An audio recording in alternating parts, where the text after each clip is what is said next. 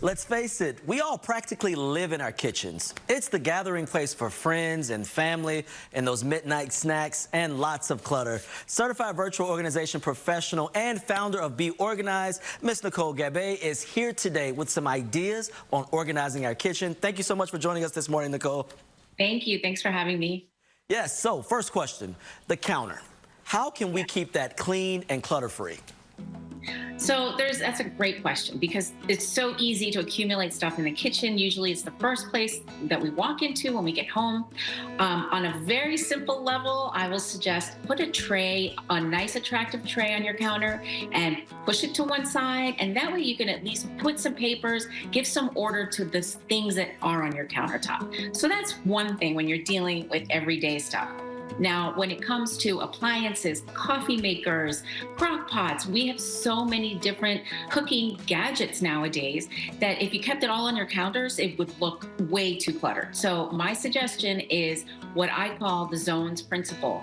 And I talk about it in my book. Basically, you keep your zone 1 items on your countertop, and that's the items you use every day. So yeah, maybe it's going to be your coffee pot. It's going to be your maybe juicer, and that might be about it. Now you also have a toaster. You might have that crock pot. Maybe you have an air fryer.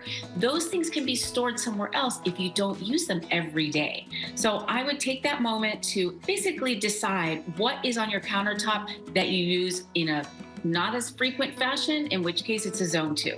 And if you barely use it, maybe only on holidays, then it's a zone 3. And so we live in the world of technology. So we all have computers. We're looking up recipes. We're trying to keep up with TV shows while we cook. Where do we store that? Do we keep it on the counter? Do we buy something to place it on? Where do we go with the computers? And that's a great question. I think that if it's a iPad style, a tablet, then yes, you want to have it on a stand at all times. I would never want any electronics near water because, as we all know, that can cause irreparable damage. But as far as keeping it in the kitchen, again, I would try to put it in a cabinet that's underused, underutilized. The things that don't need to be on the counter is things that you're not going to use all the time. So if it's something small like a tablet, you can put it in a cabinet until you're ready to use it. That's what I would recommend. Always storing at the point of use, but if you're not using it frequently, put that away. And something I have found that everyone has in their kitchen, the junk drawer. Now, do we tackle that separately? How do we actually even address the junk drawer? I love the junk drawer. Everyone has one.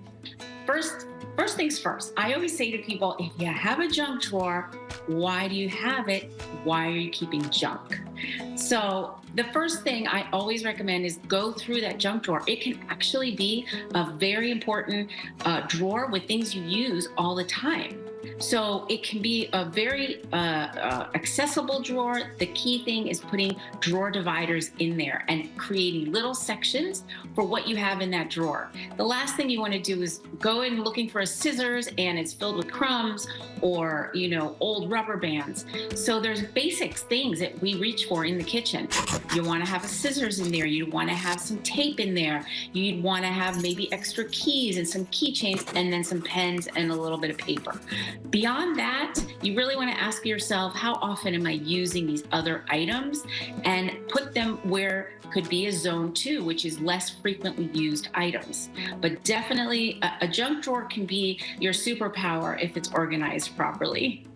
And Ms. Nicole, this is where I need some serious help. It is with my spices and utensils. They're kind of just all over the place, and I need some help with that.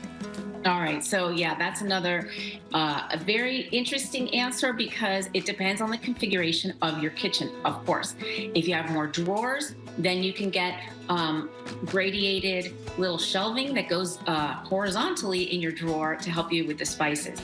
My favorite thing to do is alphabetical. When I tell my clients that, they're like, why? That's so easy. Why didn't I think of that?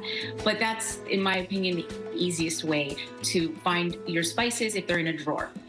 Alternatively, you could put them on a Lazy Susan in your cabinet. And I would divide them up by savory. So all of your savory spices and herbs in one Lazy Susan or on one shelf, and the other shelf can be, or the other Lazy Susan would be all the sweet stuff, all the goodies. So depending on the set of storage ability that you have in your kitchen, either of those would work. I'm a big fan of Lazy Susans anywhere you can use that. And then in a utensil drawer, it's really all about the drawer dividers, and put a different divider for each utensil. You know, you don't want the forks mixed in with the spoons. You definitely want to separate that. And then find extra space. But the key with the drawer organizers is measuring. So measure what I call the interior usable space. Then you go shopping for the right products to put in the drawer. But people make that mistake a lot, and then they think, oh, this will never work. It doesn't fit. Ms. Nicole Gabai, you have dropped some serious tips to definitely help us get organized. Where can we actually go to find out more information about you and the book? Thank you. Yeah, so my new book is called The Art of Organizing. It's right here, and it's on Amazon or anywhere you like to buy books. And my Instagram is Nicole Gabai, just my name, NicoleGabai. That's my Instagram. And my website is be-organized.net. And if you're interested in a complimentary consultation for the virtual organizing, please get in touch with me in any of those ways. Ms. Nicole Gabai, thank you so much. Thank you. Thanks for having me.